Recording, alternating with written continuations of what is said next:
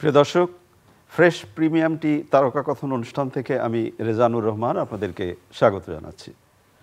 আজকে আমাদের অনুষ্ঠানে একজন বিশেষ অতিথি আছেন, নামটা শুনলেই আপনারা নিশ্চয়ই আনন্দ অনুভব করবেন। আমাদের প্রিয় অভিনেতা, পরিচালক, আমাদের অনেক প্রিয় মানুষ নাদের চৌধুরী। স্বাগত আপনাকে অনুষ্ঠানে। ঈদে চ্যানেলগুলো নানা ধরনের অনুষ্ঠানমালা তৈরি করে এবং পত্রপত্রিকাগুলোর ঈদ সংখ্যা নিয়ে আলোচনা আয়োজন শুরু হয়ে যায়। টেলিভিশনের অনুষ্ঠানমালা নিয়ে নানা ধরনের তোলপাড় শুরু হয়ে যায়। আমরা আজকে আপনার অভিনীত নাটক এবং সিনেমা নিয়ে একটু কথা বলবো। সেই সাথে একেবারে পারিপার্শ্বিক যত আলোচনা করা যায় সেই আলোচনাগুলো করব। আমরা আনন্দের সাথে জানাচ্ছি যে এইবার জিন 3 বোধ করি চ্যানেলের ওটিটি প্ল্যাটফর্ম আইস্ক্রিনে মুক্তি পাচ্ছে এবং সেখানে আপনি অভিনয় করছেন এবং একই সাথে আরও বেশ কয়েকটি নাটকে আপনি অভিনয় করছেন। জিন 3, জিন 1-এও বোধহয় আপনি অভিনয় করেছিলেন। এক তো আমার পরিচালনাই হয়েছে, জি, অর্থাৎ জিন আমার সিনেমা দিয়ে, আমার পরিচালিত সিনেমা দিয়ে জিন শুরু হয়েছে, এখন এটা সিকুয়েল হয়েছে এবং বাংলাদেশে দিস ইজ ফার্স্ট টাইম যে কোনো সিনেমার সিকুয়েল তাও আবার জিন নিয়ে এবং জিন নিয়ে। এটা জাজ মাল্টিমিডিয়া, কারণ জিন 1 তো একেবারে সুপার হিট সিনেমা ছিল এবং জাজ মাল্টিমিডিয়া বা প্রযোজনা সংস্থা লাভবান হয়েছে বলেই তারা এটা সিকুয়েল। এইবারের সিকুয়েলটা নিয়ে একটা কথা শুনতে চাই। বেশ প্রমোশনাল এবং সবকিছু মিলিয়ে বেশ আলোড়ন তুলেছে, একেবারে সবকিছু মিলিয়ে জিন 3 কি আছে, মানে যতটুকু বলা যায়। জিন তো জিন নিয়ে তো নানা ধরনের কথা, নানা ধরনের মিথ প্রচলিত রয়েছে, কিন্তু একটা কথা বলা যায়, সেটা হচ্ছে যে যারা ইসলাম ধর্মে বিশ্বাস করেন এবং কোরআন শরীফে একেবারে স্পষ্টত উল্লেখ আছে যে জিন আল্লাহ সৃষ্টি করেছেন, মানুষকে যেমন সৃষ্টি করেছেন জিনকেও তেমন সৃষ্টি করেছেন এবং জিনকে দেখা যায় না। তো এইটার একটা ব্যাখ্যা আমাদের পবিত্র কোরআন শরীফে আছে, যেটা বাতাসকেও তো দেখা যায় না, তাই বলে বাতাসের অস্তিত্ব নেই। সেই রকমই জিন হয়তো দৃশ্যমান না, কিন্তু জিন আছে এবং কোনো কোনো ইয়েতে ব্যাখ্যা থাকে যে জিন অনেক জীব জন্তু এবং অনেক মানুষের মধ্যেও থাকে যাদেরকে বোঝা যায় না। তো এর মধ্যে অনেক সত্যতাও আছে, আবার অনেক কল্পকাহিনীও আছে।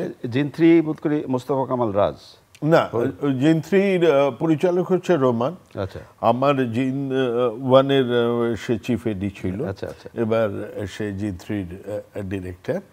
জিন 2ও ওই ডিরেকশন দিয়েছে, প্রযোজনা সংস্থা একই আছে।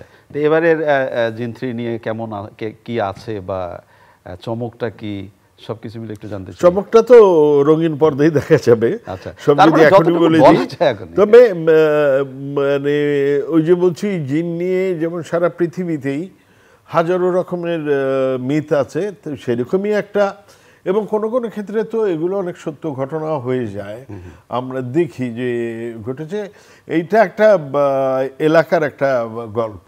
আচ্ছা, একটি কিশোরকে নিয়ে, যে কিশোরের উপরে জিন আসর করে এবং এইটাকে কেন্দ্র করে সেখানে বেশ কিছু চরিত্রের আবির্ভাব ঘটে। এর মধ্যে হচ্ছে আমাদের আহমেদ নূর সজল, যিনি বিজয় চরিত্রে একটা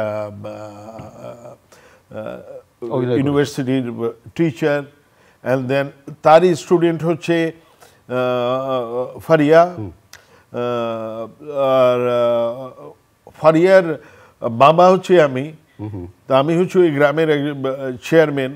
তো সব, এবং আরও বেশ কিছু চরিত্র আছে, এর মধ্যে আমাদের তানিয়া আহমেদ আছে, ওই কিশোর ছেলেটির মা, এবং আরও অনেক অনেক চরিত্র আছে, গ্রামবাসী আছে, যারা ওই ছেলেটির বিভিন্ন কর্মকাণ্ডে কেউ উপকৃত হয়েছে, কেউ প্রবলেমে পড়েছে। তো সব মিলিয়ে, এবং এগুলি নিয়ে আহমেদ নূর সজলি মূলত প্যারাসাইকোলজি নিয়ে টিচার, এবং এগুলো নিয়ে সে গবেষণা করে, এবং সে যখন শোনে এই ধরনের ঘটনা, তো সে খুব ইন্টারেস্টেড হয় এবং সে নিজে ওই এলাকায় আসে বিষয়টা ইনভেস্টিগেট করার জন্য। তখনই আসলে গল্পটা জমে যে তাকে কেন্দ্র করি এবং নানা ধরনের তার মানে শুরু থেকে শেষ পর্যন্ত একটা রুদ্ধশ্বাস, অবশ্যই একেবারে রুদ্ধশ্বাসপূর্ণ অবস্থা। অবশ্যই। তো আর কে অভিনয় করেছেন? সজলের কথা শুনলাম। সজল, আমাদের ফারিয়া, তানিয়া আহমেদ, আমি নিজে একটা চরিত্রে অভিনয় করেছি এবং জিন ওয়ানে খুব আলোচিত একটা চরিত্র ছিল প্রফেসর ফজলে লাহি, মোস্তফা হীরা, সে আবার ফিরে এসেছে। জিন 2-তে ছিল না, সে আবার ফিরে এসেছে। এছাড়া আরও অনেক চরিত্র আছে, অনেক। এই শুটিং করবার সময় মানে একটু জাস্ট জানার জন্য যে শুটিং করবার সময় এমন কোনো খুব ইন্টারেস্টিং সিকোয়েন্স ছিল? ইন্টারেস্টিং কি আমি এর আগে বলেছি, সেটা হচ্ছে যে আমরা তো সেই নুহাশপল্লীরও পরে যে গহীন জঙ্গল, এবং সেখানে মূলত কাজ করতাম। আর কাজ তো বেশিরভাগই হচ্ছে রাতে কাজ হতো। তো আমি একটা ঘটনা, এটা খুব যে কিছু বলবো, কারণ আমি জিনভূত খুব বেশি ভয় পাই না। কিন্তু আমি রাত্রে যাচ্ছিলাম, আমার ড্রাইভার ছিল, এবং সেই সময়টা ছিল প্রচন্ড ঠান্ডা এবং কুয়াশার মতো ছিল। একটা পর্যায়ে গিয়ে, প্রথম দিনে এটা লোকেশনে যাচ্ছি, এবং একটা পর্যায়ে গিয়ে আপনি তো জানেন যে ওই এলাকার রাস্তাগুলো একেবারে সিঙ্গেল ট্র্যাকের রাস্তা এবং খুব আঁকা বাঁকা। একটা জায়গায় গিয়ে মূলত পথ হারিয়ে ফেলেছি যে কোথায় যায়। সত্যি একেবারে একেবারেই। তো ড্রাইভার, আর কুয়াশা কিছু দেখা যাচ্ছে না, তো ড্রাইভার বলছে, স্যার কোন দিকে যাবেন? কোন দিকে যাবো আমি আসলে ঠিক বলতে পারছি না, এবার নেভিগেশনও ঠিক মতো কাজ করছে না, এবং বিভিন্ন ধরনের মানে একবার বলে লেফট নাও, একবার বলে রাইট নাও। সাডেনলি আমি একজন বয়স্ক লোককে হঠাৎ মানে চোখের সামনে দেখলাম যে দাঁড়ানো, এবং সাদা চাদর টাদর পরা। প্রথমে মনে হলো একটা কুয়াশা, তারপরে দেখলাম যে না, সত্যি একজন। আমি এটার সাথে আমার জীবনের আরেকটা ঘটনা বলবো, যে এবং ওইটা তো একেবারেই বাস্তব ছিল। তো আমি হঠাৎ লোকটাকে দেখে আমি চিন্তা করলাম, আমি নেমে গেছি গাড়ি থেকে। তো আমি বললাম যে আপনি কি, আসসালামু আলাইকুম, আপনি কি এই এলাকায় থাকেন? সে আমার দিকে তাকিয়ে আছে, কোনো কথা বলে না। আমি বলছি, দেখেন আমি একটু এক জায়গায় যাবো, একটু শুটিংয়ে যাবো, কি যেন একটা গ্রামের নাম এই সময় আমার মনে নাই। তো আমি বললাম যে ওই গ্রামটায় যেতে চাই।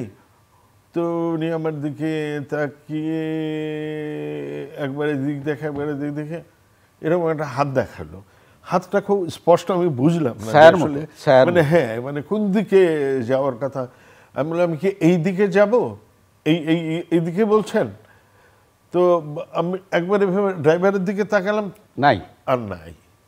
এখন এটা কি কুয়াশায় ঢাকা পড়ে গেছে না সত্যি কিছু আমি জানি না। তো তখন আমরা এইভাবে যে হাত দেখিয়েছে, আমি বললাম চলো যাই। তার মানে আপনি সাক্ষাৎ জিন দেখেছেন। চলো যাই। তো স্টার্ট করলাম, কিছু দূর যাওয়ার পরে আবার কুয়াশা নাই। গ্রাম দেশে তো এটা হয়, কোথাও খুব ঘন কুয়াশা হয়, আবার কোথাও খুব একদম ফাঁকা। তারপরে যাচ্ছি দূর থেকে অনেক আলো টালো দেখলাম, দেখে মনে হলো যে ওইটাই ওই জায়গায়, এবং ওই জায়গায় যাওয়াটা খুব কঠিন। গাড়ি এক জায়গায় রাখতে হয়েছে, তারপরে বিভিন্ন পথ পেরিয়ে ধান ক্ষেতের উপর দিয়ে বিভিন্নভাবে ওই মানে মূল যে ওই দিনকার বা ওখানে 3 দিন 3 রাত শুটিং হচ্ছে, ওই জায়গাটায় গিয়ে পৌঁছেছি। আমি এই কারণে বলছি যে এই ঘটনার সাথে একবার হয়েছিল যে হাওড়া স্টেশনে আমি ট্রেনে উঠবো, তো আমার সাথে একেবারে আমার ফ্যামিলি আরও কয়েকজন একেবারে পাগলের মতো ছুটছি, কারণ ওইটা হচ্ছে ওই পূর্বা এক্সপ্রেস। আমরা মূলত আজমির শরীফ যাব বা ওই অঞ্চলে যাব, ঘুরছি টিকিট নিয়ে। এত বড় ট্রেন যে খুঁজে পাচ্ছি না, আর 2-4 মিনিট বোধহয় বাকি আছে, খুঁজে পাচ্ছি না কোন ট্রেনে উঠবো, কীভাবে উঠবো, কোন বগিতে উঠবো। সাডেনলি একে দেখানোর চেষ্টা করছি, ওখানে দেখানোর চেষ্টা করছি, আপনি তো বলছেন সবাই বিজি। হঠাৎ করে মনে হলো যে একেবারেই একটা টিটির পোশাক পরে একটা লোক, একেবারেই এই প্রায় এইরকমই আমার সামনে দাঁড়ানো। আমি হঠাৎ টিকিটটা বের করে আমি বললাম, দাদা আমি কোন ট্রেনে উঠবো, মানে কোন ট্রেনে উঠবো, কোন প্ল্যাটফর্মে? উনি আমার কাছ থেকে নিলে তাকে বলেন, আপনি তো আসার টিকিট নিয়ে ঘুরছেন, যাওয়ার টিকিটটা কোথায়? ও মাই গড। আমি তাকে দেখে তাড়াতাড়ি পকেট থেকে বের করে যাওয়ার টিকিটটা দিলাম, এই যে।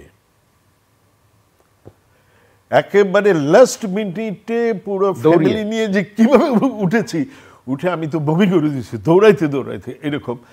তো আমার এক বন্ধু ছিল খুব কাছে, যেহেতু আমরা আজমির শরীফ যাব, তো ও আবার খুব মানে একটু হাস্যরস করে, হুজুরের হুকুম না হলে যাওয়া হবে না। আমি ওকে এই তুই চুপ কর, 2-3 বার বলছে। তো হুজুরের হুকুম না হলে, তারপর ওদিকে তাকে বললো, হুজুরের হুকুম কি হয়েছে? বললো হয়েছে।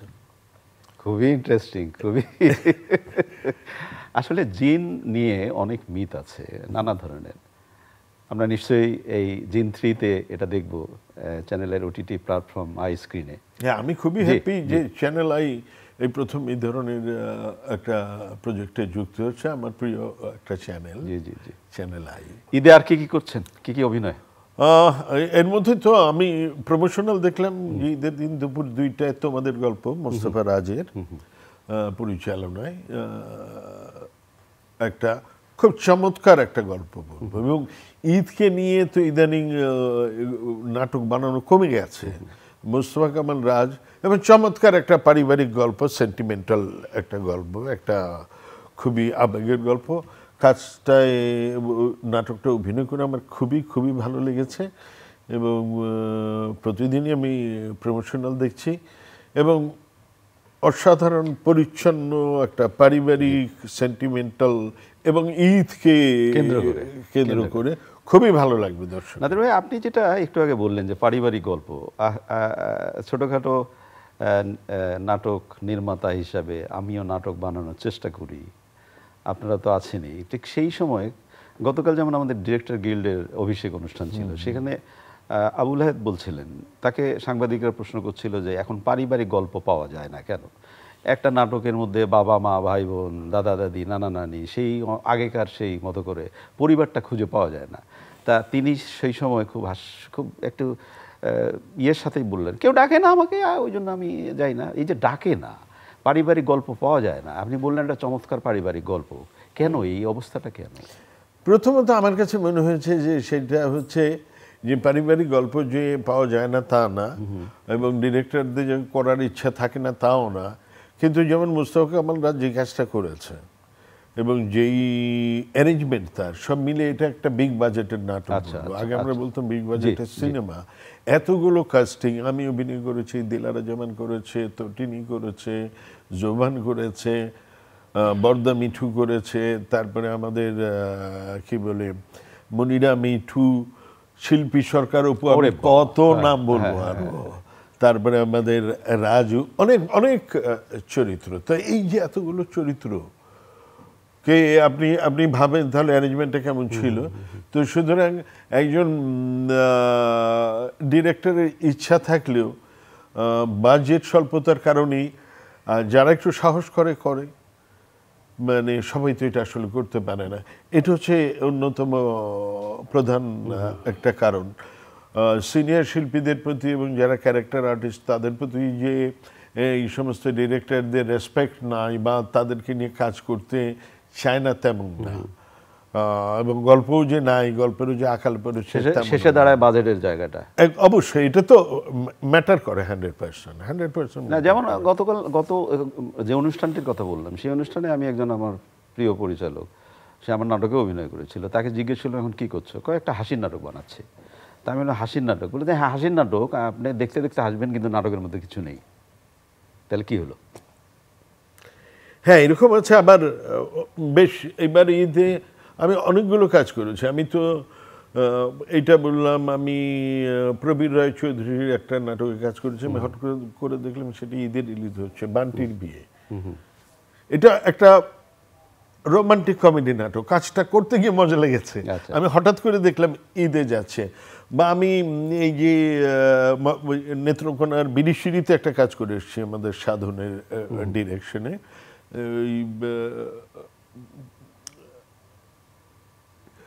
কাস্টিং এর উপরে, মানে লাউঞ্জ কাস্টিং। আচ্ছা, মানে যিনি কাস্টিং ডিরেক্টর তার নামই লাউঞ্জ। আচ্ছা আচ্ছা আচ্ছা আচ্ছা। তো লাউঞ্জ কাস্টিং আমার কাছে তো খুব চমৎকার লেগেছে গল্পটা, একেবারেই একটা কমেডি, কিন্তু কোথাও যে কমেডি বলতে কোথাও যে জোর করে হাসানোর চেষ্টা করছে এমন না, পুরো গল্পটাই। না, এই যে হাসানোর চেষ্টা করছে না, যেহেতু সময়টা পাওয়া গেল আপনার সাথে আড্ডা দেওয়ার, এই যে ভিউ নিয়ে প্রবলেমটা, এই যে অনেকেই প্রথম চিন্তা করছে যে একটি নাটক বানানোর আগেই একটু মাথার মধ্যে মগজের মধ্যে নিয়ে নেয় ভিউটা কত পরিমাণ হবে, হাসি কতটুকু থাকবে, সেটা ভাড়ামো হোক আর যেভাবে হোক হাসাতে হবে এবং পর করে ভিউটা অনেক বেড়ে যেতে হবে। এই যে ভিউয়ের পিছনে আমরা দৌড়াচ্ছি, এর ভবিষ্যৎ কি?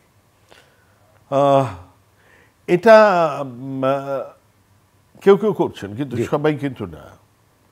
সবাই মানে যারা অভিজ্ঞ এবং যারা ম্যাচিউর তারা কিন্তু বোঝে যে গল্প যদি না থাকে, অভিনয় যদি না থাকে, মেকিং যদি না থাকে, শুধু ভাড়ামো করে হয়তো এক ধরনের ভিউ তৈরি হবে, কিন্তু সেই ভিউটা তো আসলে একেবারেই স্থায়ী না।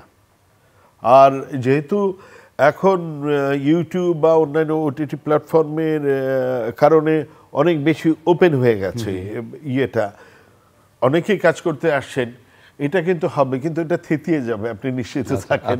যারা আমি কি এটাকে আবর্জনা বলতে পারি নাকি? আপনি আবর্জনা বলতে পারেন, কিন্তু আবর্জনা কিন্তু থাকবে না এর মধ্যে দিয়ে। এখন ধরেন একটা যদি স্রোত সৃষ্টি হয়, স্রোতে যেমন পরিষ্কার পানি আসে, তার সাথে ঘোলা জলও তো আসে, কচুরি পানা থেকে শুরু করে সবকিছুই তো আসে, এরকমই হবে, এরকমই হবে। কিন্তু এটা আমি নিশ্চিতই যে দর্শক এক সময় থিতু হয়ে যাবে, ভালো জায়গায়। অবশ্যই অবশ্যই। এবং এটা সত্য যে পারিবারিক গল্প, পারিবারিক নাটক, পরিবারের সদস্যদের বাবা মা, ভাই বোন, খালা খালু, ফুফা সবার অংশগ্রহণে যে নাটক, সেই নাটকের কাহিনী নির্ভর নাটক দর্শক দেখতে চায়। এটা এবার কিন্তু এই যে আমি বললাম যে আমি যে কিছু কাজ করেছি, একটা চেঞ্জ কিন্তু আছে না? এইবারের নাটকগুলিতে আমি দেখছি পরিবারকে প্রাধান্য দেয়া বা পারিবারিক গল্প, এটা আসলে একটা ট্রেন্ড তৈরি হয়। তো আমার কাছে মনে হচ্ছে এইবারের ট্রেন্ডটা হচ্ছে পারিবারিক গল্পের ট্রেন্ড। হ্যাঁ, চ্যানেলের ঈদের নাটকগুলোতে আভাস পাওয়া গেল যে এরকম পারিবারিক গল্পেরই একটা উপস্থিতি থাকবে। সিনেমা নিয়ে খবর কি? আপনার পরিচালনার ভবিষ্যৎকে কি কি করছেন? গল্প আছে দু একটা, কিন্তু যেটা সমস্যা হচ্ছে যে আমি তো আসলে রেগুলার নির্মাতা না। আমি গল্প পছন্দ করলে এবং সব মিলিয়ে যদি হয় তাহলে আমি ছবি করি। যেমন আমি লালচর করেছিলাম, আমি এটি এখন কোথায় যাবে করেছিলাম, তারপরে জিন 3, এটা জাজ মাল্টিমিডিয়ার অনুরোধেই করেছিলাম, এবং গল্পটা যেহেতু আমার পছন্দ হয়েছিল, তা আমি ওটার যে প্রস্তুতি, ওটার যে বাজেট, সেগুলি নিয়ে প্রডিউসারের সাথে আলোচনা করেছি।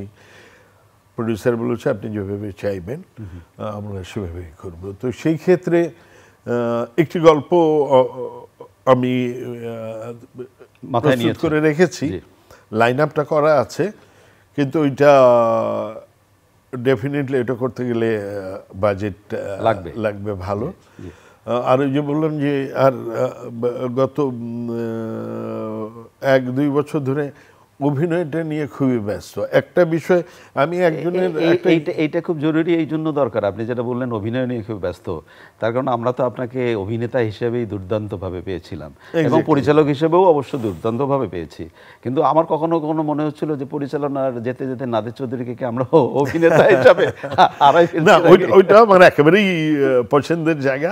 মাঝে মধ্যে কোনো একটা গল্প হয়তো মাথায় ঢুকে গেলে তখন মনে হয় যে এটা যদি আমি আরেকজনকে দিই, আমি যেভাবে চিন্তা করছি ও হয়তো ওইভাবে করতে পারবে না। দ্যাটস ওয়াই আমি মাঝে মধ্যে পরিচালনা। ঈদের অনুষ্ঠান অনেক আনন্দের কথাবার্তা হলো, কিন্তু আমি একটা ছোট্ট প্রশ্ন কি আপনাকে করব, সাহস যদি দেন আমাকে। নিশ্চিতই। এই যে গণ অভ্যুত্থান পরবর্তী সময়ে আমাদের শিল্পীদের মধ্যে বা শিল্পাঙ্গনে বা আমাদের যে অঙ্গনটা, সে অঙ্গনটার মধ্যে একদিন ধরেন একসাথে সবাই ছিল, আবার এখন মুখ দেখা দেখি বন্ধ, একটা বিভাজন তৈরি হয়ে গেছে। এটাকে কি আপনি ব্যক্তিগতভাবে আপনাকে ভাবায় যে অঙ্গনটা কোন দিকে যাচ্ছে? অবশ্যই ভাবায়। আমি কালকে রাত্রেও ডিরেক্টরস গিল্ডের অনুষ্ঠান থেকে বেরিয়ে 2 জনের সাথে ফোনে কথা বলছি, কারণ সামনেই অ্যাক্টর সিকিউরিটির ইলেকশন, এটাকে কেন্দ্র করেও বেশ কিছু টেনশন তৈরি হয়েছে। এবং এই টেনশনকে কেন্দ্র করে নানা ধরনের ইয়ে হচ্ছে। ইকুয়েশন হচ্ছে। আমি একটা কথা বলবো, সেটা হচ্ছে যে হ্যাঁ, কিছু কিছু যে বাড়াবাড়ি হচ্ছে বা চাটুকারিতা বা তোষামোদী হয়নি তা না, তবে স্পেসিফিক্যালি যদি কারোর বিরুদ্ধে কোনো এলিগেশন থাকে তাহলে সেটা আমলে এনে আনেন এবং আইনের মাধ্যমেই করা উচিত। এছাড়া বাকি শিল্পীদের আর একটা বিষয় তো অবশ্যই নিশ্চিতই, যে একটা দেশ যেভাবে চলে শিল্পীরা এখানে খুবই হেল্পলেস। আমি একজন শিল্পী, আমার কোনো রাষ্ট্রীয় অধিকার নেই, কিছু নাই। কি করা একজন মানে আমি মাঝে মধ্যে বলি যে একটা পোশাক শ্রমিকেরও ন্যূনতম কিছু অধিকার আছে, কিন্তু একেবারে সে পাক বা না পাক, কিন্তু সাংবিধানিকভাবে রাষ্ট্রীয়ভাবে আছে, কিন্তু শিল্পী বা ডিরেক্টর তাদের কিছু নাই, একেবারেই নাই। Less than a day labour. কাজ করলে আমি খেতে পারবো, কাজ না করলে নাই। আমার একটা দিন একজন ডিরেক্টর বা প্রডিউসার নিয়ে হচ্ছে, ঠিক হয়তো সকালবেলা বা আগের দিন বলছে কালকে আমরা কাজটা করতে পারবো না, আমার যে দিনটা চলে গেল এটা আমাকে কে দিবে রে ভাই? তো শিল্পীদের এই অসহায়তাটাকে কিন্তু যারা যেভাবেই বলেন, আমার অবস্থান থেকে আমি একটা শিল্পীকে, একজন শিল্পপতির অবস্থান থেকে যদি একজন শিল্পীকে দেখি তাহলে খুব ভুল হবে। একেবারে শেষের দিকে এই যে ঈদের এত অনুষ্ঠানমালা, দর্শকদের উদ্দেশ্যে কিছু বলবেন? আমার জিন থ্রির ক্ষেত্রে তো একটা কথা বলবো, ভয়কে সাথে নিয়ে ঈদের আনন্দ উপভোগ করুন। আর সুখ দুঃখ সব মিলিয়েই তো আমরা চলবো। একটা পথ তৈরি হওয়ার চেষ্টা হচ্ছে, সেটা মাথায় রেখে ঈদের আনন্দ উপভোগ করুন। আর কিছু দানব দুর্বৃত্ত আশেপাশে আছে আপনার চারিদিকে, তাদের দিকে চোখ কান খোলা রাখুন, সতর্ক থাকুন এবং নিজের শিশুদের নিরাপদ রাখবেন। অনেক অনেক ধন্যবাদ আপনাকে। প্রিয় দর্শক, আমরা আমাদের প্রিয় অতিথির কাছে যে কথাগুলো শুনলাম, অনেক আনন্দের, বিষাদরও আছে এবং স্বপ্নময় কিছু কথাবার্তা আছে। আমাদের ঈদে আমাদের টেলিভিশন চ্যানেলগুলো, চ্যানেল আই সহ ব্যাপক বর্ণাঢ্য অনুষ্ঠানমালা সাজিয়েছেন। আপনার একটা অনুরোধ করতেই চাই, আমাদের এই ঈদে অন্ততপক্ষে আসুন না, আমরা সবাই আমাদের নিজেদের টেলিভিশন চ্যানেলের মধ্যে সীমাবদ্ধ থাকি, দেখি 7 দিন 10 দিনে কে কী করেছে। ভালো থাকবেন। আগামীকাল নিশ্চয়ই এই সময় আবার কথা হবে। খোদা হাফেজ।